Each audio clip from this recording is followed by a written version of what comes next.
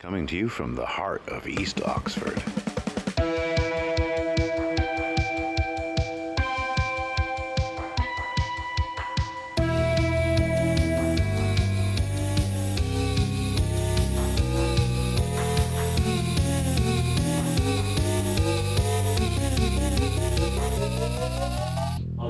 Thank you very much. Thanks, Peter. So I guess just kind of start at the beginning. Where did you grow up? What part of England? I assume it was England. You grew up in England? I'm from Gloucestershire. Oh, okay. I was born and bred, well, in fact, I was born in a hospital in Gloucester because my mum had a miscarriage. Oh. We lived in a small village called Rodborough, on the side of Rodborough Hill. On the top was a fort built in the 1700s. But as the story starts, it was fitted with a 20mm Oerlikon anti-aircraft gun, which I shall refer to later. Oh. But did the Germans ever make it that far? Gloucester is so much in the middle, it's hard for them to make it. I will refer to it later. Oh, okay. But I was born in 1938, 19th of June. So the war started, and I was, by the time the war started, I realized there was a war. People said there's a war on now, and that phrase kept recurring in any adult conversation. Yeah. So I was very conscious from the age of about 2 that life was going to be very different.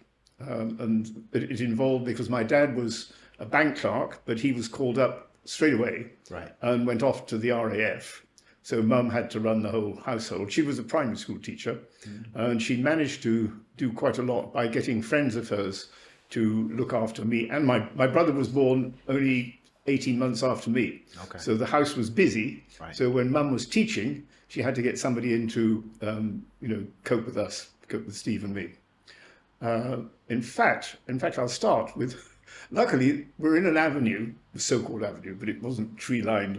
It was a cul-de-sac, in fact, that stuck out from Rodborough Hill into the countryside. So the avenue was flanked with houses, and the back gardens of all the houses ended in fields in which the cows roamed happily and stuck their heads over the hedge and ate your vegetables if they were lucky. Anyway, a first experience I will remember, and I do remember it very well, is that Steve and I and the gang of boys from our end of the road were playing in the road. Some were Germans and some were heroic British soldiers. And we were all armed with sticks. We didn't have even proper toy guns. We had sticks, which we were pointing and shouting, bang, bang, bang, you're dead. And suddenly we heard a very unusual noise. So I might say, at 2 and a bit, I already knew the difference between the noise made by high-flying German bombers and high-flying RAF aircraft, or low-flying RAF aircraft. Okay, most of the low-flying aircraft were RAF because we were in the middle of 3 airfields, which were each about 6-7 miles away from where we were.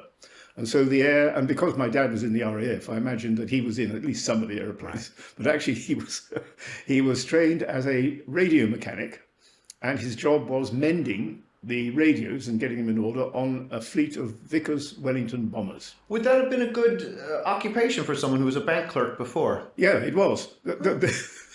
He was. He never had anything to do with radio or not much to do with mechanics. Because anyway, they said we were needed because you are literate. We know that because you're a bank clerk, you're literate. Because what you're going to get into is a very technical world. Okay. You know, the radios of the Vickers Wellington included, and when I say radios, it also included all the electrical devices, i.e. the bomb aiming system and the rest of it. So as soon as the Wellington engineering of the were visited by my dad and maybe 3 others, who were known as, their nickname was ERKS, E-R-K-S, which I think was a World War I abbreviation. But if you were an ERK, it means you were a radio technician, or not just a radio technician, but a technician working on the aircraft. Anyway, he occasionally got a sudden 24 hours leave, and he would then set on his bike from the airfield, which was called Morton in Marsh. Oh yeah, it's here in Oxfordshire as well. It is, and it still exists. Still there. Still exists. And he would then, and nobody had telephones, so he would suddenly appear late at night, perhaps on a Friday night, and he would throw stones at the front of the house windows, because he would arrive at something like 2 o'clock in the morning, having pedalled his way in the dark from Moreton in Marsh to Rodborough in Gloucestershire, and he would then have a 48-hour pass. It was no good him coming on a 24-hour pass because you'd have to turn around as soon as he got home. Wow. So if he got a 48-hour pass and he could amalgamate two together, then he would just hop on his bike, pedal down to us in the middle of the night, and we'd wake up and find our dad having breakfast with us. While I'm there, the Polish Air Force, who supplied thousands of volunteers to fight the Germans with us. Some of in fact, a good selection of their aircrew were trained at an RAF airfield called Aston Down, which was, as we got older, within bicycling distance. It was up Rodborough Hill, across the top of the common, and there was Aston Down. By law, because our dad was away, Mum was pinned to she had to have a Polish resident. A 6-month tour of duty they did, converting to various RAF aircraft. And we have a relay of Poles through the war. And I might say, my brother and I got on with them very well indeed. We'd come down to breakfast. We'd all have to have breakfast at the same time. And there was a Pole, P-O-L-E, with the capital P, sitting on the other side of the table. And he was introduced, but then Mum, being a primary school teacher, she realised there's not the slightest point in teaching recurring Polish surnames to us, or even first names.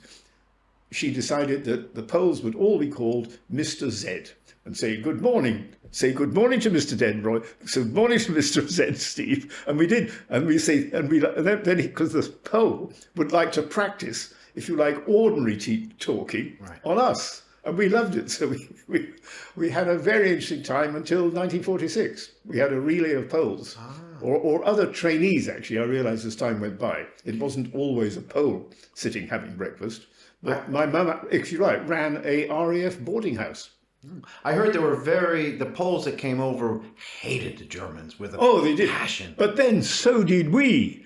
Because what I'm going to tell you, you will now realise. Okay, right. That was a long way round to the introduction. So by the time this is the first incident, if you like, the first incident, it was in fact 1941, which we proved later on. Anyway, I and Steve and the gang of boys were playing in the road with our sticks, and suddenly we heard a noise, and we knew exactly what the noise was because we'd heard it at night. When the German bombers came over our head, as they did, high up, 20,000 feet, something like that, to bomb, say, the Midlands, or even to bomb Bristol, they would fly out over our heads in the dark, but the noise was unmistakable because most of the German, as I began to realise, most of the German aircraft had engines which I think were even diesel engines. There was a different note. The German bombers, particularly the bombers flying en masse, had a very different aero engine note to anything that we've got.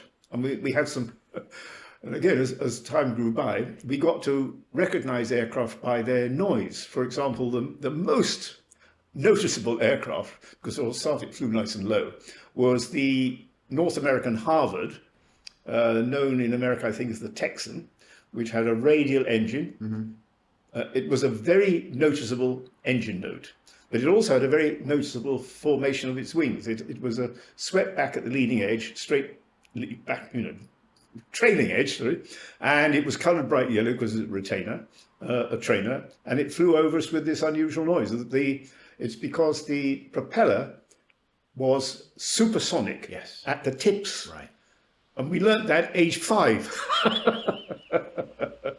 Your parents must have been very proud of you. Oh, look at them. Anyway, we read the competition amongst our boys, because there were boys from my age, then other boys were 1.5 years younger than me, but then several were 3 or 4 years older than me, who were into, say, the Scouts and were taught aircraft recognition. So there were generations in our gang, which on a good day we actually mustered 7 on a very good day. Boys from different houses would get together, all break off a stick, which would act as either a pistol or a rifle, and somebody would think up, what are we going to be this morning? We were very imaginative, but we knew aircraft by their noise. I might say we also knew aircraft by what they looked like from underneath, because the public were given free recognition leaflets of aircraft, okay? You could have a recognition book of German aircraft. And I think it was sort of public education. Anyway, we all had them. And so we would recognize aircraft by learning the silhouette from a handbook. And it was competitive, and it was very interesting because we would test each other to see how far away we would first recognize our aircraft, okay? And it taught us to hear the sound first, work out where the sound was coming from, because we were surrounded by hills. We often didn't see the aircraft until the last minute, but we definitely knew the noise given by our engines, which were either Rolls-Royce or Bristol. Okay, you know, Bristol Aircraft Yes. Factory made a lovely series of radial engines, and Rolls-Royce specialized in inline, you know, multi-cylinder inline. So, if you like, a Bristol engined aircraft had a blunt nose like that. A Rolls-Royce engined aircraft had a lovely pointed nose. And what was the most beautiful pointed nose in all? You tell me. It was the Spitfire. The Spitfire's shape, which was governed by its Rolls-Royce Merlin engine, was the most graceful, streamlined from the very nose, okay? And the Spitfire was also, I think people used to say, it looked beautiful. The concept of its shape, lovely pointed nose, streamlined fuselage, neat tail, okay? And the empennage was also very neat, and lovely, gracefully pointed wings. The early ones of the Spitfire had always got an elliptical wing. So they were, we would guess a Spitfire's noise, because for a start, because they were pilots practicing, they flew as fast as they could, okay? There were one or two of our trainers had an inline engine. The Miles Master, M-A-S-T-E-R, had a small version, if you like, of a Rolls-Royce engine. And it was two-seater. Anyway, I've forgotten. No, I know what I was going to do. Okay, one day we heard a noise that we knew was unusual. We guessed it was, but we couldn't see the plane. The plane was coming from the east to fly over our head, okay? But it was below the hills, and we were in an area of hills. So we heard the aircraft coming, and it wasn't a Spitfire, and it wasn't a Harvard, it was a bloody German, okay? And we knew the noise, and we were shouting at each other, "It's a Jerry, but where is he? Where is he?"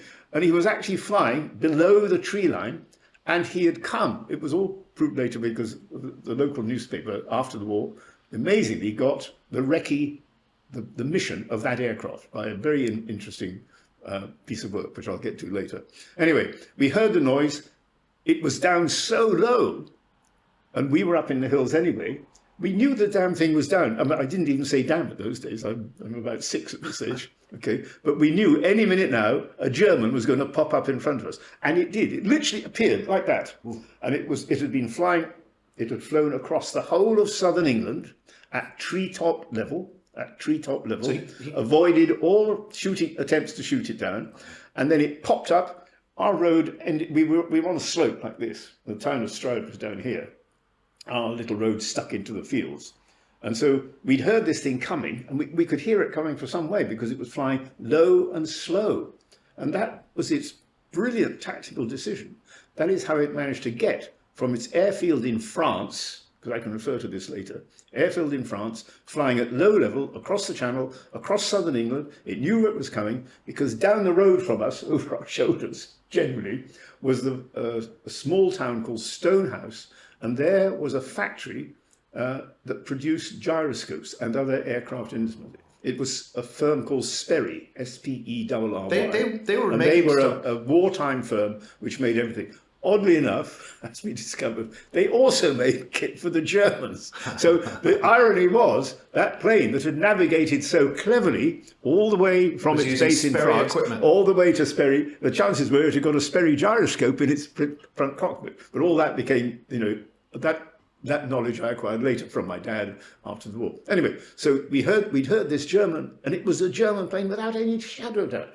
A twin-engine German plane noise, and suddenly it popped up from behind the trees. We were actually on its level, and it flew across the end of our road like this at eye level, because our road not only was like this, it was an odd shape, but it gave us a bloody good view of that direction. And so the plane came out, and as it popped out from cover, which was the tree-lined hills, suddenly there it was, and you could see the crew in their glazed nose, okay? Right. And we said, and we got our sticks, we said, it's a Jerry!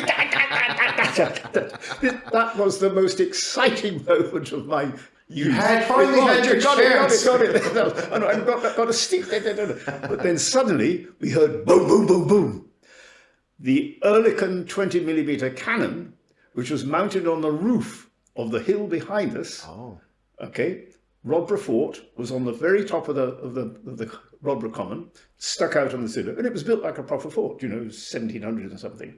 And there was a 20mm cannon on the roof of that. It was well known to us because it was told to us by our milkman, okay, who was in World War One. He said, you've got a 20mm up on there. They have now. Do you like my Gloucester accent? Anyway, so out came German bomber, side on. You could see the crew, and we were literally pointing our guns at the cockpit. Got him! And suddenly we heard boom, boom, boom. I mean, a hell of a noise. We were in the direct line of fire of a 20mm cannon, which was mounted way above, and who was firing downhill. Now, he'd waited until the plane was coming past our road, because if he'd if he'd opened fire as soon as he saw it from his, from the top of the tower of the fort, his bullets would have gone into the town of Stroud. He would have hit the centre of Stroud. So he waited until the plane had passed in his line of sight, past danger point for that. And by then, the plane had come, and it was actually below the level of our houses. Jeez. So it disappeared behind the houses on the other side of the road, and we could see him as he flashed past. But when the gun opened fire, the bullets were going right over our head, but not all of them over our head. Some were hitting the houses. And we were so excited, this is lovely, because a 20mm explosive shell in plunging fire, because he was much higher than our house. So the angle which he was firing was approximately, and luckily, the angle of the sloping roof of the house. Okay? If it had been not exactly that, it would have hit the house. Anyway, so he was plunging fire, coming over our house, and one shell whacked the roof of the house and buried itself in the front garden. Jeez. Now, at that stage, all the mums were coming rushing out and screaming at us, but we said, it's a Jerry, look, it's a Jerry, bang, bang, bang. Well, anyway, the mums then herded us all and said, go inside, lie down. Literally, we all had to rush into anybody's house and lie down. And the plane then carried on down the road, parallel to our road, and then it did actually photograph, because in an extraordinary coincidence, when our forces invaded France, a battalion of the Gloucestershire Regiment, of which I joined it later on when I was big man, actually liberated a German airfield. And would you believe, one of the guys who came from Stroud, our town, decided to ferret around in the control room of this airfield and see what he could nick, traditional soldiers' tricks. Anyway, it was looted goods from the enemy. And he, leafing through the photographs in the recce office, okay, found, would you believe, the photographs taken by that very plane on that very date when Roy Giles tried to shoot it down with his stick, okay?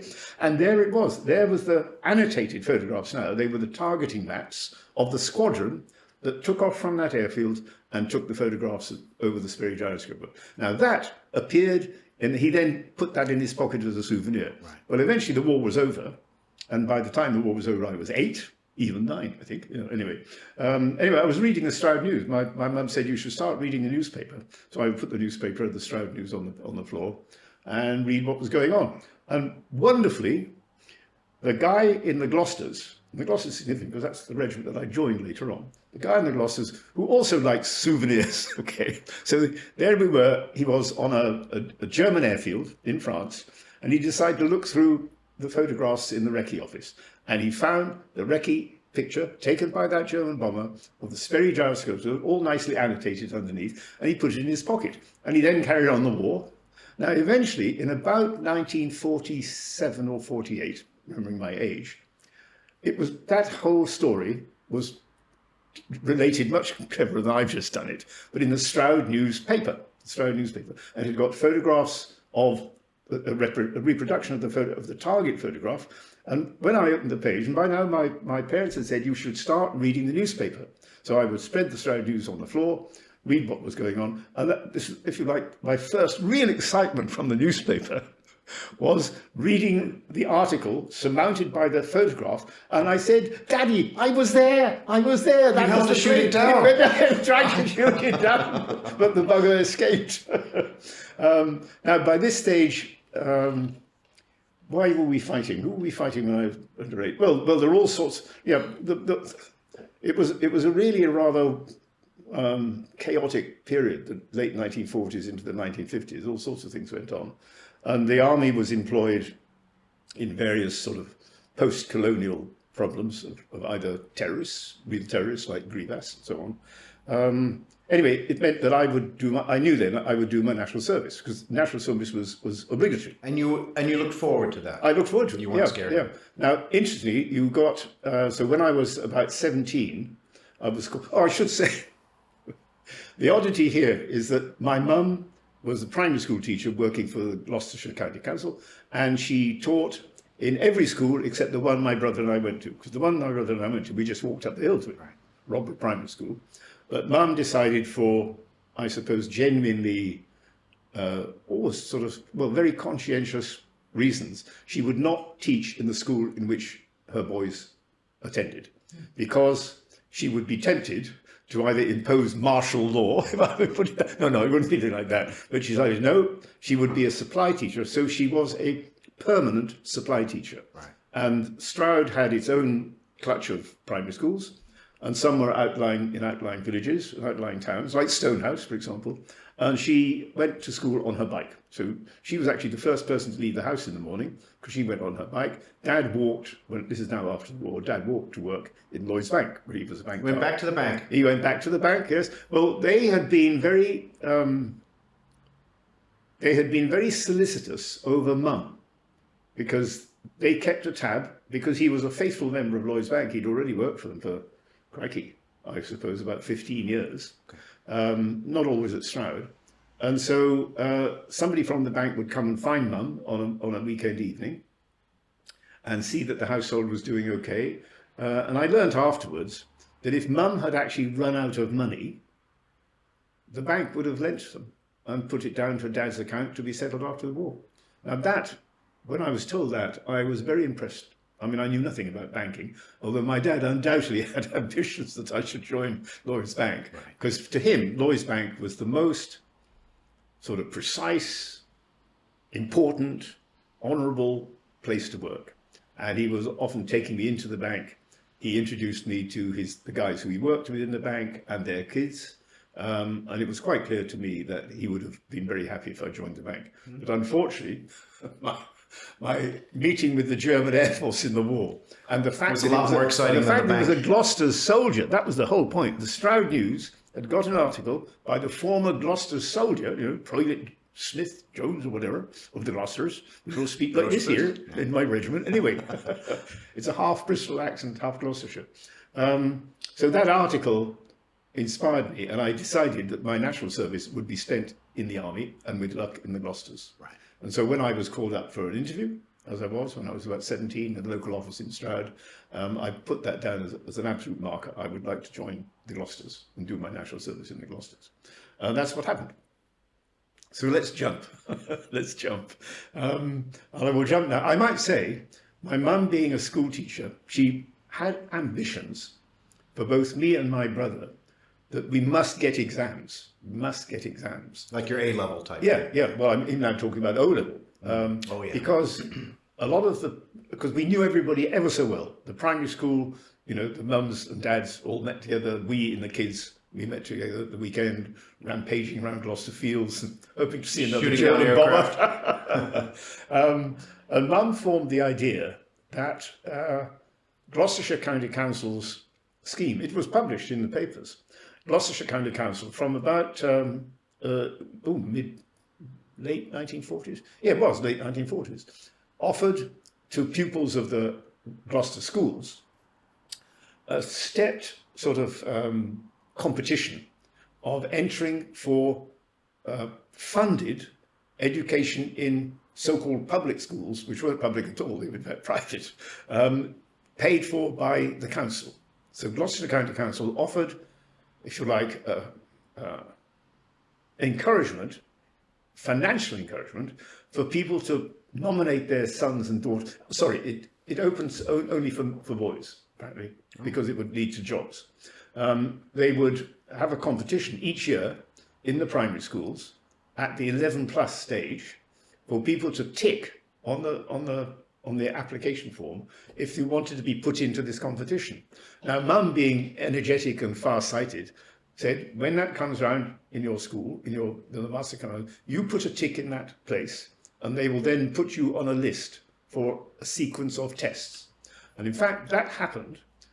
So I took the 11 plus with all my mates from the school, fellow anti-aircraft gunners. Yeah. And the competition, Mum being a teacher, got the absolutely, the sort of handbook on how this thing would develop.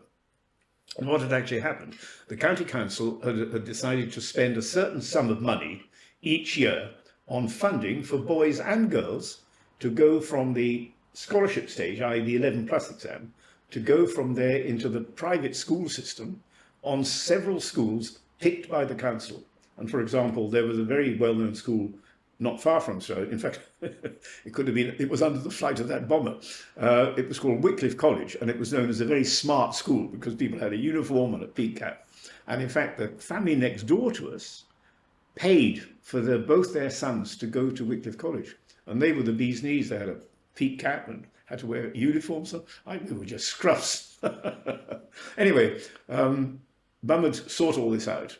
And she said, tick this box in the 11 plus exam, so because your papers would then be marked, but then would be sent to a pool where Gloucestershire County Council would look through all the papers that you got this tick on them, would go into examination, not to be passed or failed, but to see if the candidate, the candidate who put this tick there understood that what would happen was a sequence then of further tests and exams. And that happened, in fact, very rapidly. We had that's the other thing, you did not know which school you would go in for. You just, would you like to join the Gloucester County Council sponsored schools from people who took their 11 plus? So the key was, how did you do in your 11 plus? And if you passed at a certain level, then you had to confirm, which is what we had to do. Mum had to sign it, or Dad had to sign it, that my name would then go forward into a sort of competitive world. And all this happened incredibly quickly because I took my 11 plus in the summer term, and in the summer holidays I was already nominated to attend a first filter of people whose families had put their son's name down, and I can't remember now. It was I think it was the Shire Hall in Gloucester or Cheltenham. Anyway, memories.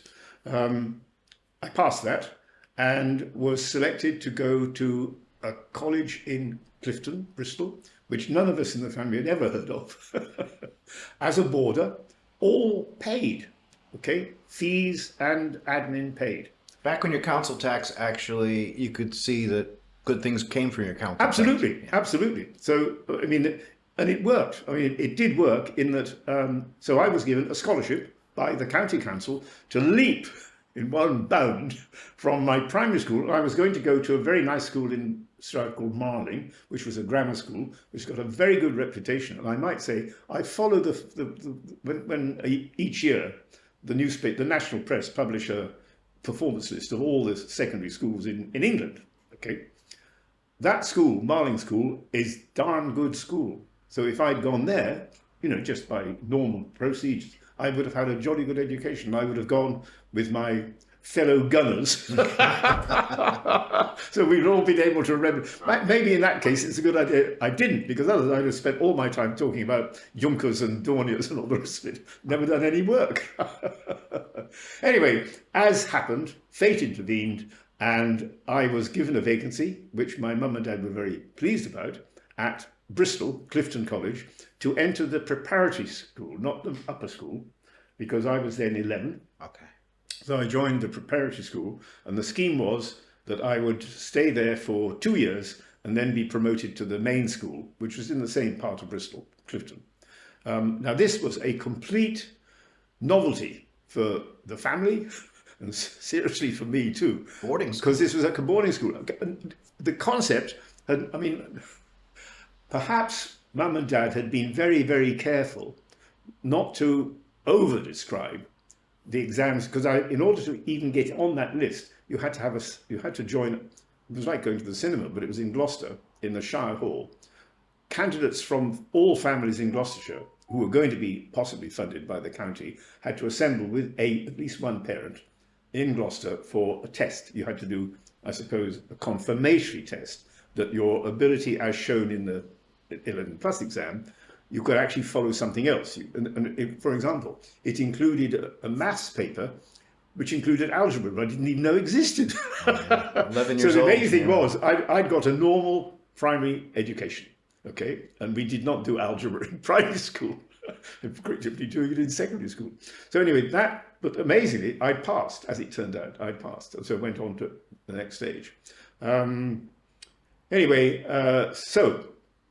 interesting decision in the house, because my brother was only 15 months younger than me.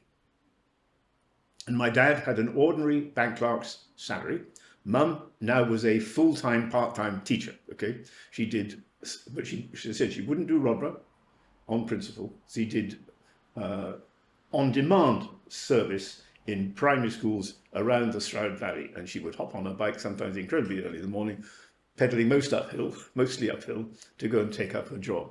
And I did realise at that stage that dear Mum was carrying a hell of a load of responsibility and admin on her shoulders. The good thing was, I realized she was incredibly fit and strong. She bicycled everywhere, and surrounded by hills. You couldn't go to anywhere else from Robbra apart from going down a hill and up a hill, and then down several more. And that is how she worked until, right, I won't go on. Because I got this place, and we had to scuttle off to Clifton College, first of all, Dad had to borrow money from the bank in order to buy a car. He bought the smallest car possible, which was a Morris Minor, right? Because there was no way that I would get to school by train. It was the boarding school routine was that you had to be there at the day before term started. So you had to be driven to the school, and you lived in a boarding house on the outskirts of Bristol, where now, would you believe, on that very, very road, one of my favourite granddaughters is now lodging, because she's now at Bristol University. And if she gets in one of the rooms in her boarding house, she can see the boarding house, which was actually a boys' boarding, and still is, where I was incarcerated. Anyway, first of all, the admin load on the family was extraordinary, because I had to have a uniform, which cost money, and bought from a special shop only in Bristol. So we had to have a family expedition to Bristol to get Roy his school uniform, which had to be paid for. Now, I'm absolutely certain that Dad took out a loan from the bank. It is beyond me, because I then gradually began to realise how much a boarding school education cost, because boys would talk amongst themselves. And I realised that my dad could never have afforded it, even adding on my mum's pay, which she kept. My mum carried on working because, okay, I went off to Clifton College. Steve, who was a year and 3 months behind me, was then put in for the same competition,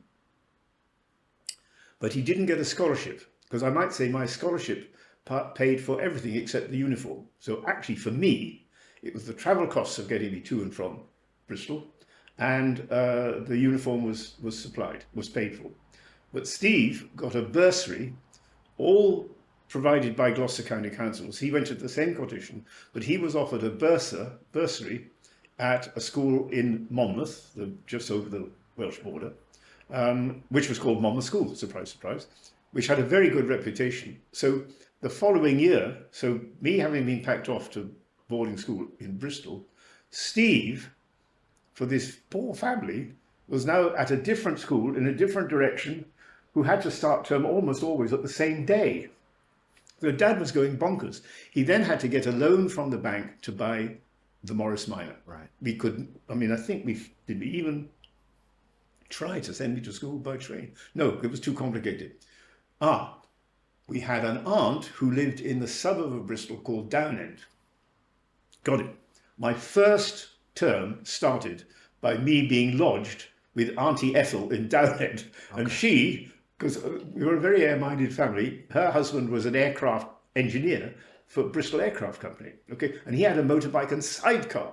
So I was sent to Auntie Ethel to be taken to my first rendezvous with the school by Uncle Charlie on his motorbike, and my dad was sitting on the back end of him, and I was in the sidecar. You must have been so cool And that's how showing so, up to school. and I was like the that. only pupil who arrived by motorcycle, because the house called Watson's House where I had to join, but that was my first day at school. It was a boarding school, and that was done by motorbike and sidecar. Anyway, that happened.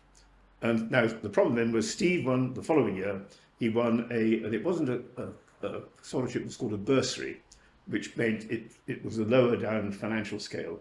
But then my dear family, I mean, it was only as time went by I realized the sacrifice that both parents had made and the extra load on their earning capacity was that both boys had won awards into schools that we couldn't afford. There was no way we could have conventionally afforded going to either of those schools. But Dad borrowed money from his bank, who were very accommodating, as I discovered later.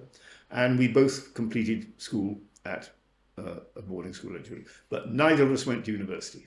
Neither of us went to university. For a start, you were called up for national service straight after school. And I was very keen on doing my national service. And where did I want to do my national service? The Gloucesters, the Gloucestershire Regiment. So I was called into the recruiting office in Stroud. Have you a preference? Yes, Gloucesters, please. At 18. At 18, yeah. So I put my hand up, and believe it or not, so when school finished, there was literally a break of a few months, and I was then called up. In fact, I left school in the summer term, so end of July. That's right. And then I was summoned. My summons to the army came in that holiday. So we broke school. I finished school, and the next event was a letter through the front door saying you are to report to blah blah blah blah blah, which was Robinson Barracks, Gloucester, to join the Gloucestershire Regiment. Private Giles, off you go.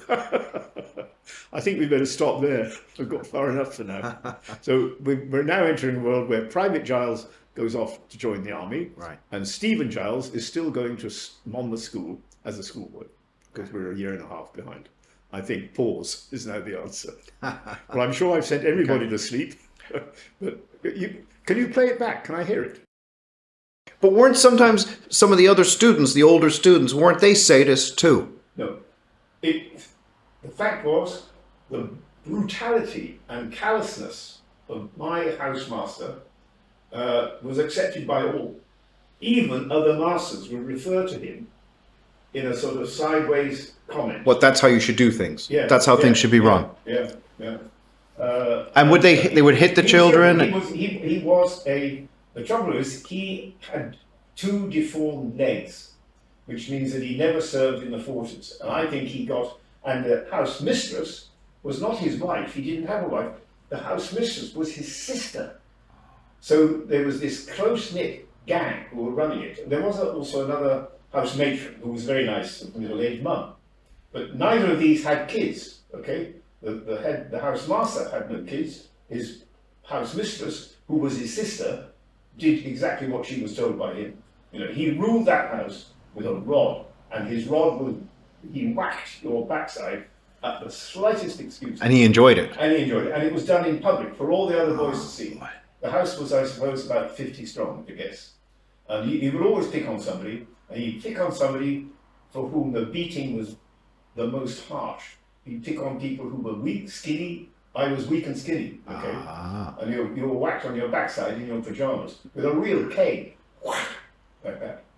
And that was the boarding school life in the preparatory school. Yeah. And it was bloody awful, I'll tell you that. There was, in the 1980s, a song came out. It was very, very popular by a band called Pink Floyd. And it used to sing about that. And I would be 14 years old hearing that song, and it terrified me of what these boarding schools were like. Yeah. And they would say the school teacher would whip the children until inches of their lives, until they would go home, and then their wives would hit them within inches of their lives. Well, the thing is, what horrified my parents was I came home at the end of the term with my backside welts. I think the real name is Wheels, W-E-A-L-S. But we in the school Wheels, we called them welts. Yeah. Because you've got a stripe across your back. And it was for the slimmest of excuses. It was bled because you were whacked in your pajamas on purpose. You were whacked in your pajamas, and the people in a boarding school dormitory, one floor up, heard because you were whacked in the school in the house corner down below. You had to lean over a big chair. Whack, whack, whack. And all the other boys had come out to watch. No. Everybody was in bed by then. Oh. You heard every single whack, and you like this when people were being whacked. It was antediluvian. It was completely. By then that was the late 1940s, early 1950s, and at that stage people were beginning to be more civilized with each other. Okay, never just been a war. And for this to be still happening, because this was Victorian in concept, and pre-Victorian. We had boarding schools which were hellholes, which Dickens wrote about, okay? And that was repeated in the 1950s, the 1960s. No change. The boarding school regimes were still run privately, you had to pay, your parents had to pay, and you had this complete regime of brutal punishment. And you thought how lucky you were to be going to this school, and then you ended up getting welts across your ass. And it was a school which you were overjoyed to leave, I'll tell you that. Really? I looked to the army with anticipation, which was fulfilled. The army was organized, civilized, not brutal. You might get killed. It hit the enemy and you might get killed. But it was absolutely, I loved the army from the word go, which is why I didn't just do my national service. I bloody well stayed in for nearly 40 years. Right. You were so glad to get into... I was in the Gloucesters. Right. The wonderful thing was, when I joined the Gloucesters as a second lieutenant, there were guys in my platoon who I'd been at primary school with. Okay. And we were all mates from Rodborough, It's wonderful. And one guy survived a very long time, and he became the guy who held the regimental banner when we had parades in Gloucester. We'd been at primary school together. He served in my platoon when he joined the Gloucesters, and there he was, and I was marching in front, taking the salute. Oh dear, no, the school system because the thing is, my parents had no idea of what the inside of the world. Wouldn't you write letters to them telling them how much you hated the place? Well, letters were vetted by the housemaster. Oh my God. You wrote, it was an obligatory to write a letter every Sunday. Yeah. And we actually sat, our boarding house in the prep school had a big shed built in its back garden. So it was a wide empty gate. And it was occupied by the American Army in the war. And so that big shed was the jeep shed. So it was a cold, bare, concrete floored shed. Very big, very long, in which 40 boys would sit down and do their homework, okay? And if you were rotten with your homework, first of all, the guy would whack you on the desk, which I hadn't, that's like whack it. But then, for real punishment, he'd take you out in front, you'd have to bend down in front of your body, and then he'd whack your backside. Oh, in this echoing cold shed. Anyway, we all survived. The amazing thing was, that's interesting. Nobody told their parents the whole story. Nobody did. Why? We decided we decided this was so awful, because if we had told our parents, the parents would have marched into the office of this guy and tore him to pieces. Yeah, exactly. I mean, a good father would come and say, "You touch my son again." Of course he would. But the funny thing is, we decided there would be debates where guys would say, "Come on, let's talk about this. What are we going to do about it?" And then nobody would say, "Well, for God's sake, don't tell our parents, because our parents will take us from the school." The point is, we formed a friendship, an alliance. You've got it. Yeah. We created a boy-run alliance. We would communicate with each other. Most of your pals came from your boarding house, naturally. Okay, and from not only just from your boarding house, but from your school, from your class. You formed a group of maybe people had the average gang, I suppose, in the school was about 4 or 5 people who were mates for various reasons. They studied the same subjects, in the same boarding house, and so on. And so our communication was with our, you say peers, P-E-E-R-S, and it was a sympathetic group to talk to. If everything was going fine, you'd be happy and do things for fun. But if things were going awful, if the bloody housemaster in the prep school, you communicated with your colleagues, those your. And you let him know what his mood was like. Yeah. Anyway, that's not the school lined up on that. That's Oxford, yeah. That's an Oxford school. Oxford boarding house. Yeah. No, Oxford College. Oxford College, yes. Which college? That is St. Hilda's. Right. Yeah. Right. They were known as the Hildebeests.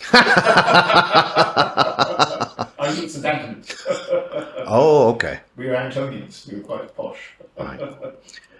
Well, was that you? No, a friend of mine. Okay. Yeah. Okay. Just figured I'd keep things from Oxford. That would be one of the Oxford pictures. Incidentally, what engine is that there? I'm looking at. It's got a propeller on the front end for sure. Yeah, it is. I forget. Basically it's not the engine. That's just the pump that supplies the diesel to the engine. Yeah, right. It's not the whole engine. I was trying to work out the propeller on the front end. Yeah. Something else on the front end. No, it's just driving the fuel delivery. It doesn't say. But surely that's a mount for a propeller on the front.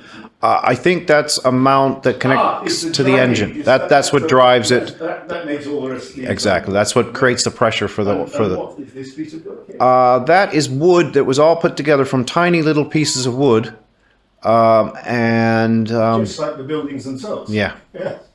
Yeah, It's an extraordinary bit of work. took a long time, that one. Obviously I didn't do it, but someone did it. This is in fact a tree growing out of the ground. This is the trunk of a tree. You're right. And with the branches bifurcating before Yeah. it disappears into the roofline. You have a good eye for art, don't you? I do. My mum was an artist, an amateur artist. Ah, okay. And I could do aeroplanes. Right. From a young age, I could do aeroplanes. No, I never. No, I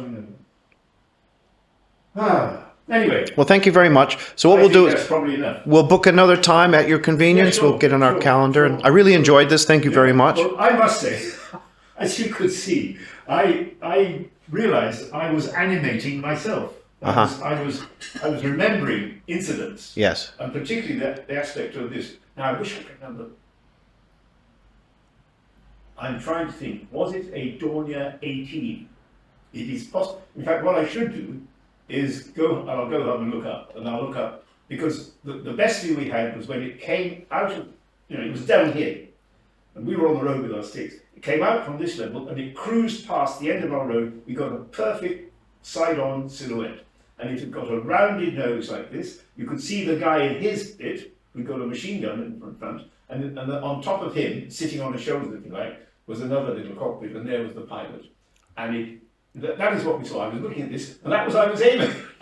With my stick, I was aiming at the glass slits at the front, and then it cruised past us. By then, it hit behind our houses, opposite the other side of the road. He was using our road, which was up the mountain about 150 metres, 200 metres big, which was a high ground. So he was cruising down there, out of sight of the gun. That's what he worked out. He knew it was being fired at. You bet he did. So he didn't come back the same way. He went out. He probably went out to sea.